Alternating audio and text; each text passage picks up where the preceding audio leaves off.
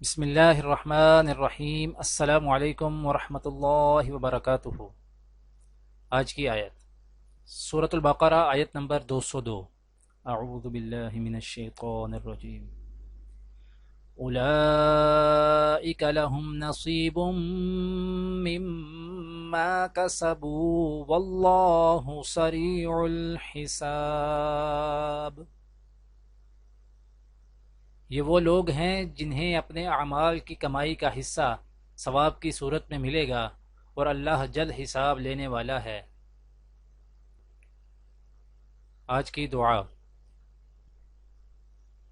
رب لا تذرنی فردا وانت خیر الوارثین۔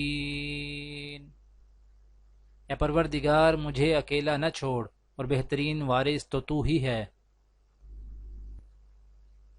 آج کی حدیث: حضرت جابر رضی اللہ تعالی عنہ بن سمرہ سے روایت ہے کہ رسول اللہ صلی اللہ علیہ وآلہ وسلم نے ابن دحداح پر نماز جنازہ ادا کی۔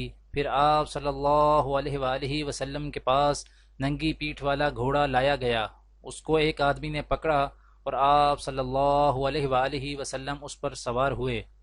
اس نے کودنا شروع کر دیا۔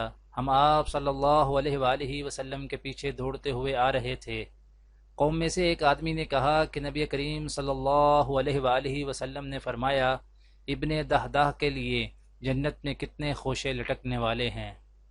دعا ہے کہ اللہ تعالی دنیا اور آخرت کی تمام بھلائیاں عطا کرے، عمل کی توفیق دے۔ سبحان ربک رب العزت عما یصفون وسلام علی المرسلین والحمد للہ رب العالمین، آمین۔